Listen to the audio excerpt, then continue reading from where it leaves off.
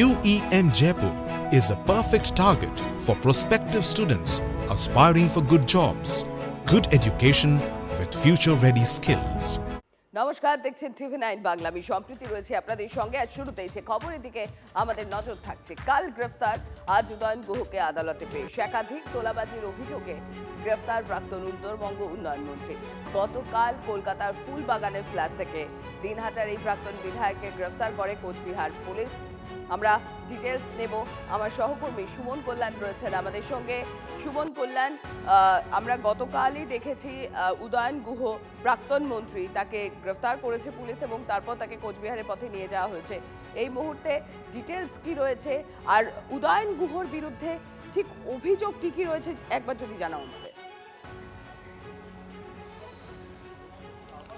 দেখো, এই মুহূর্তে দিনহাটা পুলিশ স্টেশনে রয়েছি আমরা। এই দিনহাটা পুলিশ স্টেশনেই আজকে ভোরবেলাতে উদয়ন গুহকে আনা হয়েছে।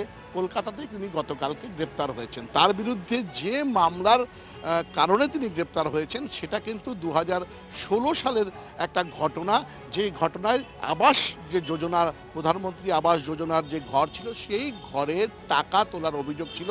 অর্থাৎ ঘর দেওয়ার নামে টাকা তোলা হয়েছিল। যদিও সেই যে 2016 সাল, সেই সময় উদয়ন গুহ ছিলেন দিনহাটা পুরসভার পুরপ্রধান এবং সেই সময় এই টাকা তোলার অভিযোগ রয়েছে। তবে অভিযোগটি কিন্তু দায়ের হয়েছে গত 11 তারিখ, অর্থাৎ এই 2026 সালের জুন মাসের 11 তারিখ। মামলাটি হচ্ছে 419 নম্বর এবং থানা হচ্ছে দিনহাটা। যে ধারায় এই মামলাটা করা হয়েছে সেটি হচ্ছে 406, 409 এবং 420 নম্বর ধারা। এই তিনটেই কিন্তু জামিন অযোগ্য ধারা এবং এই তিনটি ধারাতে কিন্তু মামলা দায়ের হয়েছে এবং মামলা দায়ের করেছেন দিনহাটারই এক লোক, যিনি গোপাল সাহা তার নাম। তার অভিযোগ যেটা, যে তাকে ঘর দেওয়ার সময় প্রায় 43,000 টাকা তাকে দিতে হয়েছে এবং তিনি সেই টাকা দিয়েছেন। আসবো, তুমি নজর রাখো আপাতত। আমার সহকর্মী সুমন যে বিষয়টি তুলে ধরছিলেন, যে যার অভিযোগের ভিত্তিতে এই গ্রেফতারি, একবার শুনবো তিনি কি বলছেন। ঘর পেয়েছেন? ঘর পেয়েছি। ঘর বাবদ কত টাকা নিয়েছে আপনার? 45,000 টাকা নিয়েছি। প্রথমে কত টাকা, তারপরে কত টাকা? একবারই 45,000 টাকা দিয়েছি। কিন্তু আপনার কাছে কতগুলো টাকা, কত টাকা রিসিভ দিয়েছে? 25,018। 25,000 টাকা। আজকে আদালতে গিয়েছিলেন?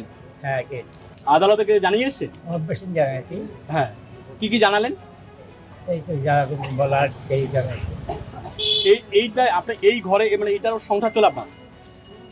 আমরা ডাল ভাত খাই, মাছ ভাত খেতে পারি না, ডাল ভাত খাই, ভাত খাই।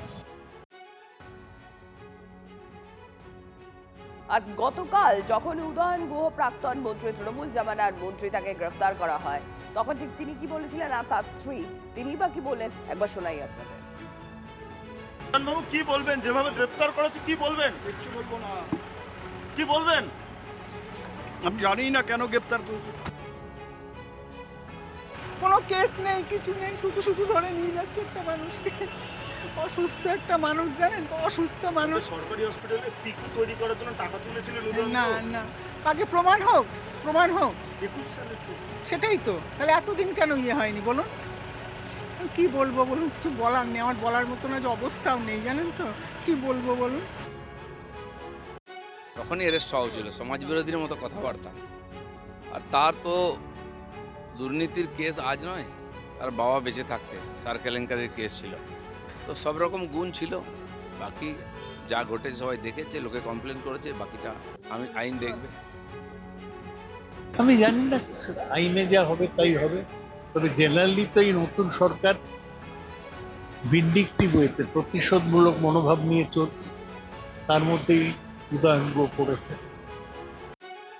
এরকম উদয়ন গুহ সারা বাংলায় ছড়িয়ে আছে, কিন্তু কোথাও উদয়ন গুহ গ্রেপ্তার হবে, কোথাও উদয়ন গুহদের মতো ওদের খাতিরদারি হবে, এটা যেন না হয়।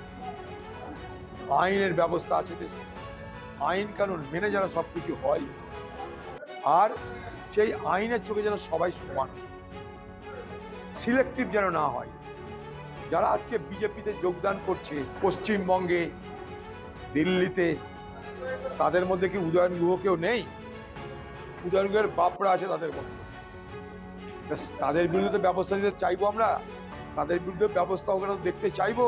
ছুঁচো মেরে হাত গন্ধ করলে এ সরকার মানুষকে ঠকাতে পারে, কিন্তু নিজেদেরকে ঠকাতে পারবে না।